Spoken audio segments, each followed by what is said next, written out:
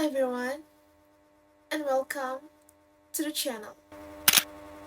So, before I explain it about the text that you can see it from the title in this video, I will introduce myself first. So, in these occasions, allow me to introduce myself. My name is Gendis Isnaini Sirat and I'm from B class. Before I explain it about what I found, I want to show you guys about the text that I've. This is a text, so there's a lot. Wow! You can see it from here, and I will explain it to you guys right now. So the title is Understanding Verbal and Non-Verbal Communication. The text begins by explaining about that communication is a multifaceted tool that can bridge communication between individuals. And more interestingly about this text is that the text is pointing out that symbols are also a form of communication covering verbal and non-verbal aspects. First, let's take a look at verbal communication. In the text, verbal communication occurs when messages are exchanged with using words. So simply, verbal communication is a process of exchanging information via spoken or writing words. And for the example, I will maybe like face-to-face communication or group discussion or personal counseling sessions. And also verbal communication can be through media like radio, television, email, and any other. I just give a little example about that verbal communication, and this is right now we are talking about the 6 reasons why verbal communication is important based on the text that I read. I just give a little example about that verbal communication, and this is right now we are talking about the 6 reasons why verbal communication is important based on the text that I read. This is the 6th reason why verbal communication is important based on the text. So the first one is boost productivity, because clear verbal communication reduces errors, ensures smooth operations, and enhance organizational productivity. And the second is to build organizational image, like how employees communicate can reflect the organization's image, creating either a positive or negative impression. So the third is enhance professional relationship. It's maybe like a strong skills, foster relationship with clients, supplier, and other organization, contributing to a long-term business success between relationship with other business, also for clients and other. And the fourth is breaks cultural and linguistic barriers. It helps overcome differences in workplace with diverse employees, and I'm agree with that. And the 5 is increase job satisfaction. It means that employees might feel more secure and satisfied when they are well informed through verbal interactions. It's prevent misunderstanding in other company, and I agree with that. And the 6th is the last one is encourage knowledge sharing, because it enables the effective exchange of ideas, concern, and thought, promoting teamwork and innovation. So after I explained to you about the importance of communication skill, right now I want to explain it about how to improve your communication skill. There's 6 tips to improve your verbal communication skill. So the first one is practice regularly.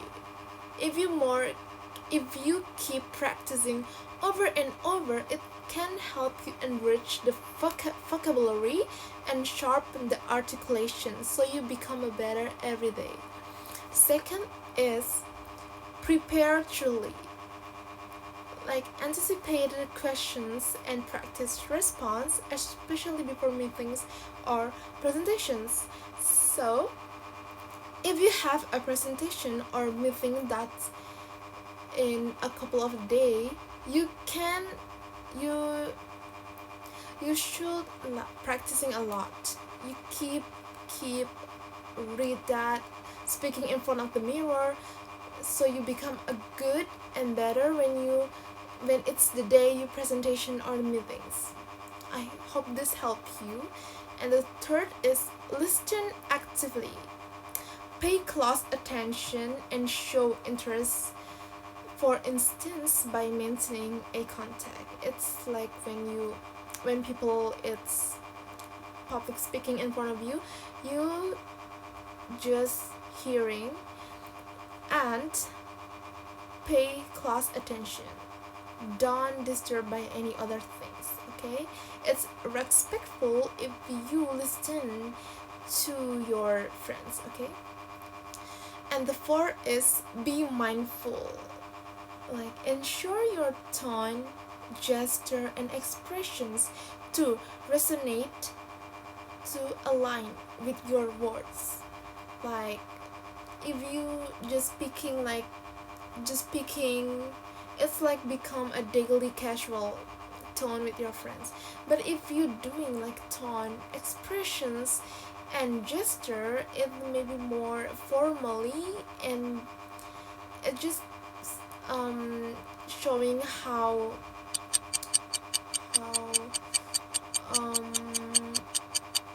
comfortable you are, and how it's kept going and easy and just good. The atmosphere is good, so just doing that. Oh. And the five is consider other perspective. Like tailor your response to resonate with your audience. Like keep active to your audience, involve them to your speaking, so it's become more healthy and become more better. And the sixth is 6 skill development opportunities, like attend workshop or online course to refine your abilities. Like yeah, like that. I hope that the the 6 tips to improve your communication skill is helps you. I hope you guys understand. And right now I want to move out to the non-verbal communication. Now let's shift into the non-verbal communication. What is non-verbal communication? So, non-verbal communication is an exchange of information without spoken words. Remember, without spoken words. So I explained about the verbal communication, which is the exchange information with words. This one, which is non-verbal communication, is an exchange information without words. Okay, and for the example, before I giving example, it's without words because it relies on the gesture, expressions, and a contact and any other cues. Okay, and now I'm gonna tell about the one example that we can fix it every day. For the example, which maybe when you show about the funny video to your friends, you expect them to laugh or smiling whatever is that, but your friend is giving a opposite the expression, like sad face or frown. Yeah.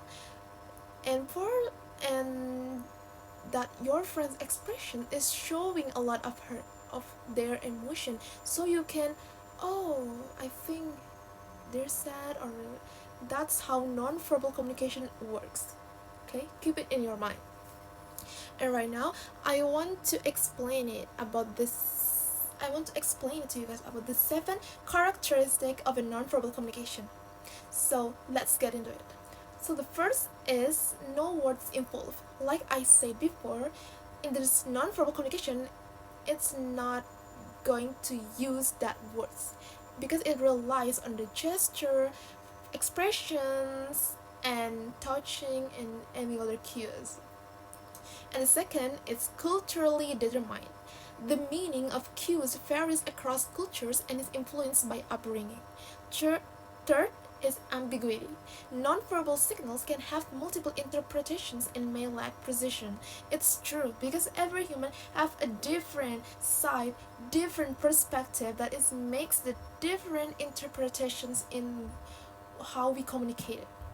And the fourth is may contradict verbal message. As we saw in the example, cues sometimes conflict with spoken words, creating a mixed signals, making us confused, right? And the fifth is unconscious nature.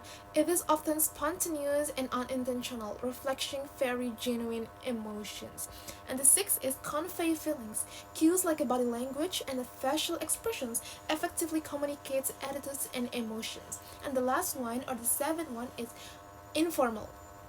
Unlike the verbal communication, this nonverbal communication lacks a formal structure or a set of rules. And that's all the 7 characteristics of a nonverbal communication. And right now I want to jump into the conclusion. So to wrap it up, nonverbal communication is an essential aspect of human interactions. It adds depth and context to spoken words and can even act as a standalone form of expression. The text concludes by emphasizing that by understanding and mastering both verbal and nonverbal communication, we can enhance our ability to connect with others, achieve our goals, and thrive in both professional and personal relationship. And I also, in my opinion, verbal and nonverbal, it cannot be break into pieces. They are here to sit next to each other and become a daily life of our life. So I think that's all for me. I see you guys again in my next video. Bye bye.